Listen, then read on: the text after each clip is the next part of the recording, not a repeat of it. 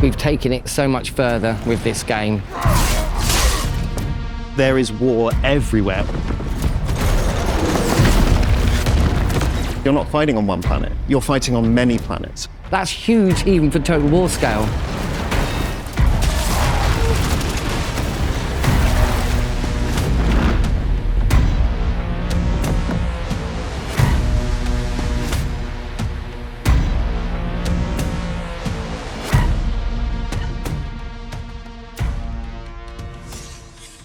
Welcome to Total War Warhammer 40,000 Developer Roundtable. I'm Nastya, Senior Community Manager on Total War. And I'm Josh, Head of Player Engagement on Total War. Today, we are joined by some of our development team to give you the very first glimpse into what Total War Warhammer 40,000 will bring. Exactly. You've seen the trailer by now, and today we're going to be here giving you the broad strokes of what you can expect from our next title. So before we begin, let's get some introductions out of the way. Dave, care to kick us off? Hello, I'm Dave Petrie. I'm the product owner for Battles on Total War, and I'm going to try and spend this interview not hogging all the time talking about orcs. Hi, I'm Ian Roxburgh. I'm the Principal Creative Director. Hi, I'm Simon Mann. I'm a lead designer, primarily focused on the campaign gameplay. So this game has been something our fans have been waiting for a long time. So how does it feel to finally reveal it? Oh, it's been brilliant. We've been working on the game for such a while. To finally be able to come out and talk about it with our fans is really great. There's so much enthusiasm for this setting within the team. You just walk around the office and everyone's painting minis and creating armies and playing the game. And it's such a great atmosphere and so much excitement and passion for this setting. It's really nice to be able to actually talk about it openly for the first time. So when you sat down with that massive list of every possible future Total War title, what was it that encouraged you to settle on Total War Warhammer 40,000 as our next adventure? Well, a number of things, really. I mean, first of all, this setting is just made for a Total War game. And having done the fantasy trilogy with Games Workshop, we've formed a really good relationship with them over the years. And just that passion and the idea that we wanted to bring Total War to the stars, everything just aligned, and it's pretty much a no-brainer. This is just the perfect project to do next. So, yeah, and we're really excited about it. The setting is unlike anything we did before and explored before. So what was the vision that was guiding your design approach? Right at the very top level, there is no peace amongst the stars, and that's the guiding principle for everything we do. There's only war in this game. It's like there's the scars of previous wars for thousands of years. There's ongoing war wherever you go. It's all around you, and you'll leave scars of the wars you're engaged in for future generations. So it's all about that. But it's also about how you engage with the game and how your faction, the choices you make, the decisions you make, even the kind of units you fight and how they fight. You can design them. There's a level of customization in the game where you can define the way you fight your war, the way you choose to, and the way you define your stories and how that internal narrative develops throughout your experience with the game. Well, you've just touched on them there, but the factions. So this is a setting with a massive, rich, diverse cast of factions and characters and settings. How did you go about settling on Space Marines, Astra Militarum, Orcs, and Eldari as our starting races? So I think one thing we wanted to do was seize the opportunity to make some really cool asymmetric factions. I think the Warhammer 40,000, certainly the tabletop and the universe itself, offer us a lot of opportunities to bring asymmetry between these factions. They're all very different, right? If you look around this room and all the different kind of 4 factions you see around you, they're all going to play and feel very different to one another. That obviously meant we couldn't do all of them at once, right? We had to pick just a limited number because we really wanted to put the effort in to make each one very special. We decided to start with the Space Marines. For us, we think they're kind of one of the most important factions for our telling of the Warhammer 40,000 universe. They are this elite troops. They are the kind of scions of the Emperor. Their goal is to defend humanity and protect it from threats both within and without. But they're very limited, right? There's not lots of them. So when you're playing as them, you're not fielding tens of thousands of troops, right? You're fielding maybe kind of 100, 200 troops. But each one of those is worth 100 of any enemy. So they're really fun to play. And you're not controlling lots of units. So there's this kind of gameplay that feeds into that. We also really wanted to bring a faction that feels very Total War. We decided to go with the Astra Militarum because they are billions of men and women. Once again, they're all kind of part of the Imperium of Man. They're trying to defend humanity from the Xenos threats. But there are lots of them, right? Like, they are massed forces, regiments, there is artillery, there is front lines. It's something you'd see as a very military faction, right? Even down to their industrial complex, where they're building industry on planets and developing them in order to kind of fuel the machine and fund the development of more like tanks and infantry. So they kind of come in as a really nice kind of contrast to that, and a faction that I think a lot of more traditional Total War players will really vibe with, because it's got a lot of that kind of heraldry to it, as it were. I think the next faction that we chose to do was the Orcs. The Orcs are a really big part of the universe, but they're the enemy, right? We needed someone for the kind of Imperium to be battling against. And the Orcs, they are a massed green tide of kind of chaos and energy that's charging across a battlefield, armed with metal sticks and axes and whatever they can jerry-rig together. Rocket launchers on sticks, but also like vehicles, right, which they've repurposed from Imperial scrap. Right, they're literally deconstructing the Imperium to build their own kind of war machines, as it were. And they offer this kind of beautiful energy to the more kind of military regimented side that you get with the Imperium. Lastly, we chose to do the Eldari. We really wanted to kind of push the boat out a little bit and sort of really push what it means to be a faction within a Total War game, right? Like, they play totally differently to anything I think we've ever done in the past, right? I don't think we've done anything quite like this.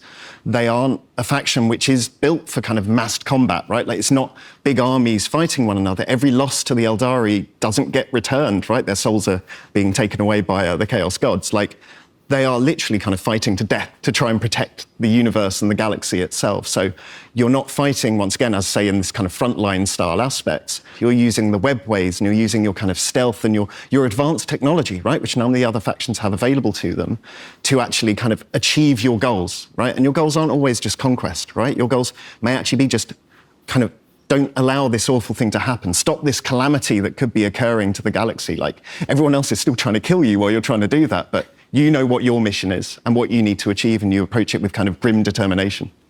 So how did that affect the design approach? So I think the main thing is when we took the kind of Space Marines, right? As I say, I think for us they're a really important faction for what kind of we want to tell in our story of this universe. They're not like a traditional Total War faction in a lot of ways. They are a very limited force. So it's going to be a really fun gameplay style. If you are these kind of superhuman troops, but I guess your kind of weakness is you're limited in number, right? Like, you can take on any foe on those battlefields, but you've also got to make sure you're kind of measuring your losses, right? Because you're not building infrastructure, right? You're not kind of able to build new constructions in the same way as maybe the other factions. So you are really reliant on these troops that you've brought in to fight the battle, but it's also really fun to fight the battle as them. And what about Astra Militarum? They are quite different. They are. They're a lot more of a traditional, I like to call it a Total War faction, you know, massed ranks of infantry lines and artillery. If you want that more Total War experience when you play this game, I'd pick up the Astra Militarum. They're definitely hitting that right on their head. How is it that they're emulating that traditional Total War experience? Well, as I said, it's more about building up resources, supply, building infrastructure to recruit an army in what you would expect most Total War games to have as a core. With some of the other factions, we're moving away from that and trying very asymmetrical ideas that you progress through the game in slightly different ways. Whereas with the Astra Militarum, they are the humans throughout the galaxy. Right? So, you know, it's more grounded in what we would say Total War has been as a staple for so many years. So, to me, that's my meat and drink. And what about Eldari and Orcs? The Eldari have been really interesting for us, right? Like, as I said, I think sometimes a faction comes along and they're so unique that you kind of have to do them justice, right? Like, they are a dying race due to a kind of major cataclysm that has occurred to them many, many kind of eons ago. So they are kind of trying to prevent these cataclysms occurring, kind of more tragedy that could befall kind of humanity or any other race in the galaxy. They're not a faction that will fight toe-to-toe. You're utilizing your webway gates as a kind of traversal mechanism to move quickly from place to place, including moving to your craft world, a kind of off-map setup piece, which is actually where you're recruiting all your units. And you're setting up your various shrines, which allow you to access your more elite troops going through. So there's this really interesting gameplay here that, once again, a bit like the Space Marines, you're quite limited in number. Your troops are not a kind of infinite resource that you can use.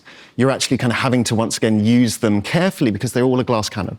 Every soul lost is a soul not returned, right? So you have to really pick your fights and kind of challenge your enemies. And then there are orcs. And then there are orcs. Go on, Dave, do it. They're much less about that sort of like weird, sneaky stuff like hiding. They're much more upfront about building up a huge mass of boys and basically smashing through the solar system, through the galaxy in a big, terrible war, right? When that comes to the campaign, there are actually some sort of parallels with the Astra Militarum, for example, in that there are loads of them. They are building up resources, but they are much, much more about building up momentum and continuing to fight and continuing to It's crumping with the lads. You know, it's continuing to fight and continuing to push forwards a front line and making sure that the boys don't get bored and start fighting each other, right? It's about taking him and his lads and basically smashing along and keeping that momentum up and making sure you've always got something interesting to sink a chopper into. Dave likes the orcs. I love orcs. Yeah. Won't be able to tell.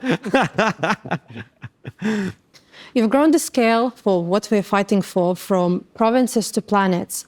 How are you going to capture both the small details of planetary warfare and obviously the wider conflict?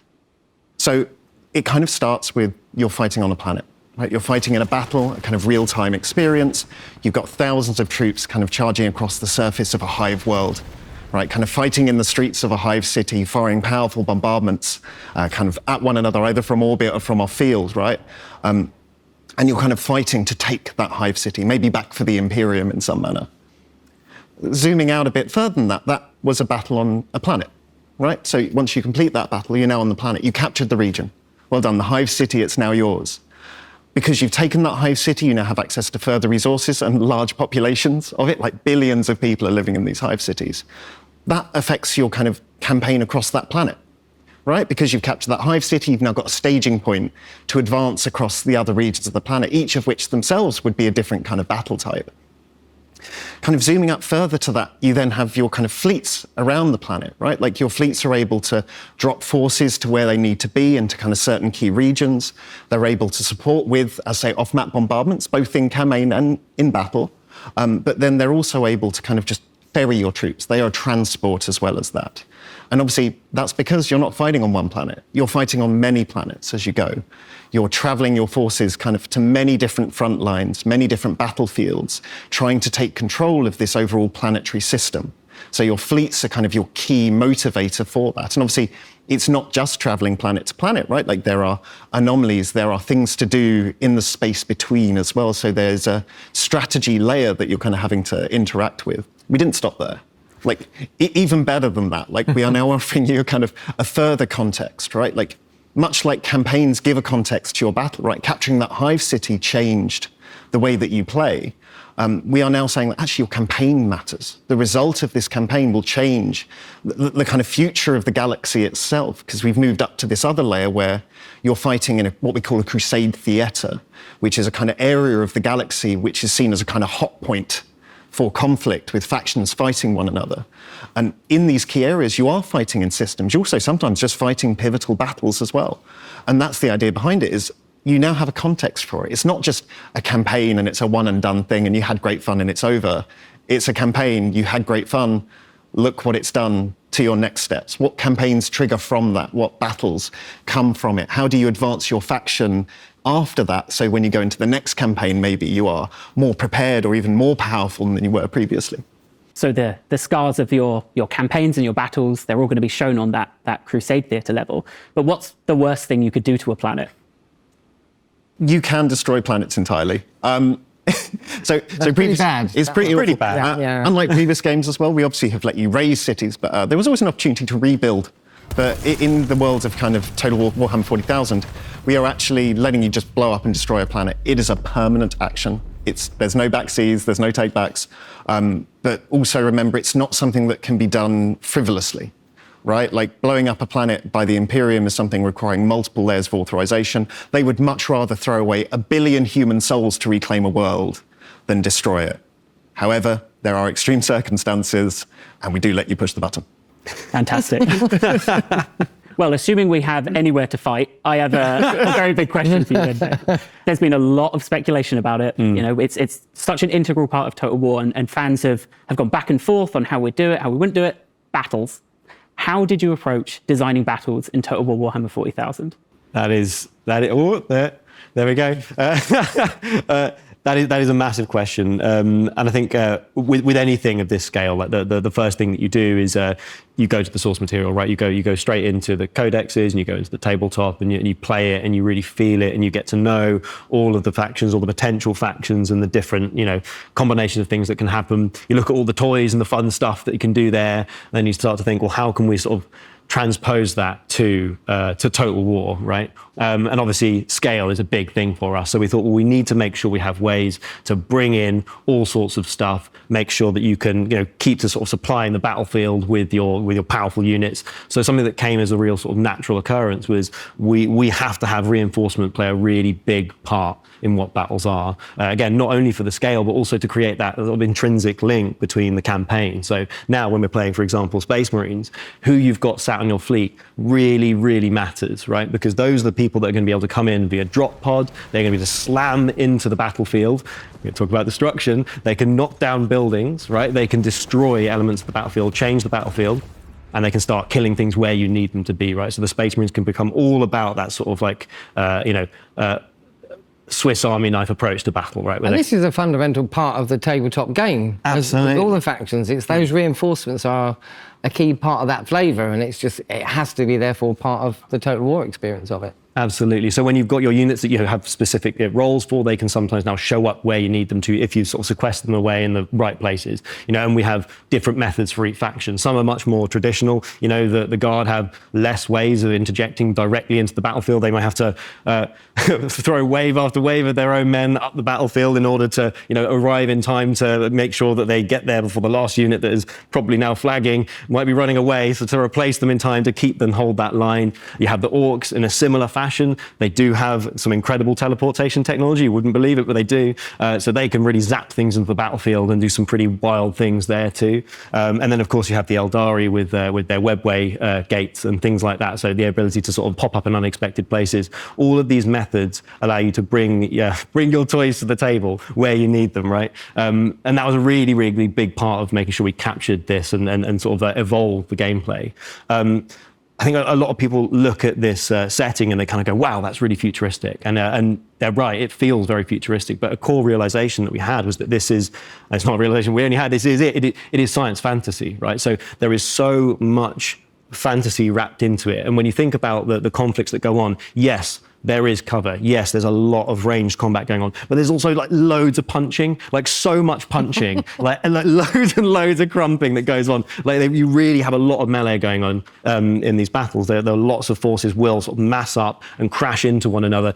Practically every unit has some sort of combination of a thing that they can shoot you with and a thing that they can punch you with, right? Like in some cases, literally power fists, right? So there are like so many sort of very sort of familiar elements actually to it when you start to see and realize that there's a lot of sort of like fantasy drives in there, and so those massed armies still happen. There will be massive front lines crashing against one another. So yeah, there's loads of gutsy it's really stuff. like the reinforcement mechanics, the way you fight, even within a faction. It's so much more connected to that campaign experience and how you've teed up that particular setup for the battle, and that's key. And it's fundamental to the core design as well. But also going back to, understanding that setting and the Warhammer 40,000 universe to that degree, it really brings out that in the game itself as well. So having a team that's just so ingrained in this for so many years, like Dave, and it really helps bring out those detail that it makes it authentic, and that's just such a fundamental Total War franchise pillar is authenticity, and you can just see it coming out in this game in all the details as well as the bigger picture. So I think that's key to what we need to do to bring that out in the game. And again, on that connection level, we really want to make sure that we capture, again, the scale of these conflicts. So when we're fighting these battles, they're not just like one battle happening in an isolated pocket. You are the flashpoint. You are the most important force fighting in the most important place that will decide the event on effectively that continent, right? But there is war everywhere, all across the planet's surface, right? So you really are that flashpoint. point. When you show up to battles, you often will have a purpose. There are things that you are trying to achieve. It might be like, securing an orbital cannon, for example, to stop people from using it. But also you'll be joining and fighting against forces that are already present on the battlefield. It is not uncommon that you'll rock up as Space Marines and find that there are a bunch of Astra Militarum about to be overwhelmed by a bunch of sneaky Eldari. Or it might be that you show up as orcs and find that there's loads of really great Astra Militarum to beat the hell out of, right? So it's that kind of level of trying to, again, capture that scale, make sure we really are doing justice to this sheer volume of stuff and different units that are going to show up in this game. So we've spoken a lot about Total War Warhammer 40,000, but what is it that really the Total War's bringing here? What is it that our game is doing differently to other games in the 40,000 universe? Well, okay, I think the main thing here for us is scale. It's a fundamental Total War franchise pillar, for starters, but we've taken it so much further with this game. I mean, you literally hear the stuff Dave's talking about. You've got units and single entities on a battlefield, down there on the ground, and right from there, and the scale of the battles up to the scale of a region of a planet, to multiple planets in a system, to multiple systems across an entire galaxy. And that's huge even for Total War scale. And it's like we are over the next years going to develop this out, and all the content and everything that fills up that galaxy. But the gameplay and the decisions you make and the way you interact with the game is literally right from down there all the way across the galaxy. Fantastic. Yeah, and I think the kind of personalization of your kind of faction, its units, its style, it's even down to its mechanics, right? You're creating your faction, right? You're making something unique and personal to you, obviously attached to, hopefully, but I think that adds so much to us. Like I haven't seen anyone else really kind of going to quite the depths that we do. Like you can have different pattern types, you can have kind of different left and right color, you can set your pauldron, or like kind of your knee. Sorry, pauldron's up there. You can set your kneecap to a different color. You can have different decals around your faction. If you want to be a kind of like a, kind of an Ultramarines fanboy and have kind of like the sigil of Ultramar everywhere, you can do that. It's really fun, and we've generally found anyone who's playing it spends a lot of time on that bit, right? Because you really want to make your own faction and feel that. And it honestly is great. It really, really takes me back a long way. Finally, of everything we spoke about today, what are you the most excited about for our players to experience? I think for me it is the customization. I know I've literally just mentioned it, but it keeps coming back as this thing, right? Like everything comes back to this fact that I think for the first time I've made my faction, right? Like they're uniquely mine. No one else will have a faction anything like mine, right? Okay, yeah, there'll still be Space Marines, but they're my chapter, right? Like this is my Force Commander who I've kind of personalized. Like I'm controlling all that. If I want to have a Space Marine faction that's more about kind of fire mechanics, like I want flamethrowers and melters everywhere, I can make that. I can make a faction that's leaning into that. And that is my kind of way of playing, right? Because I love fire. Fire is great. Normally. But that's the thing, is we're kind of letting you make your own kind of gameplay, essentially, right? Like, here are the problems, here are the challenges that the universe is throwing at you by battles and campaigns and flashpoints, but how do you solve that? How do you build the kind of ultimate faction to kind of deal with any problem that could be thrown at you? I think it's going to give so many kind of hours, maybe even years, hopefully, of like entertainment, of just making cool factions, hopefully sharing it with your friends and stuff like that as well, right? Like, and always comparing your kind of faction designs with one another. I'm really excited by that. Well, all of that as well. But for me as well, it's something that's very different now with Total War, the Crusade Theatre concept, where, we know how long a campaign can go on, how engaged you can be for hundreds of hours. I've done it myself for years, right? And then you go, great, that was a campaign. I invested so much time and effort. Now I'll start. It's very replayable. I'll start another one as a different faction. Great.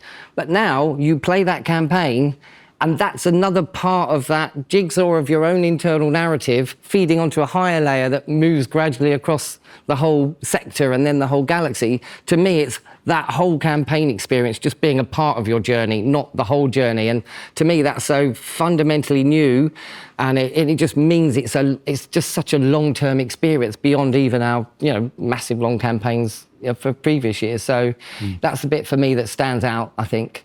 Dave?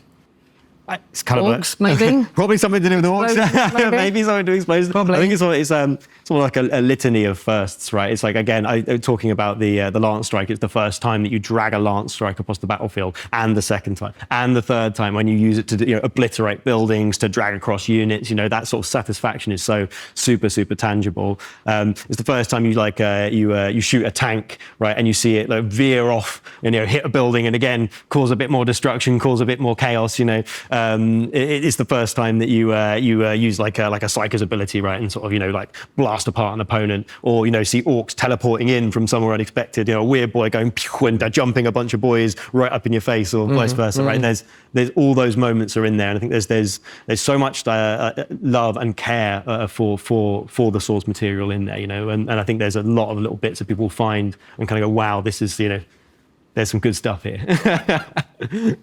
And that concludes Total War Warhammer 40,000 Developer Roundtable. Big thank you to our developers, our guests today. And then we're going to be back later in 2026, and we will bring you more content. We're going to bring you battles. We're going to bring you campaign. And that's not all. We're going to go into deep dives. We're going to do blogs, videos, and all sorts of Q&As. So we will see you there. Absolutely. So thank you so much for tuning in, and another massive thank you from everyone here at the Total War Warhammer 40,000 team. We'll see you next time.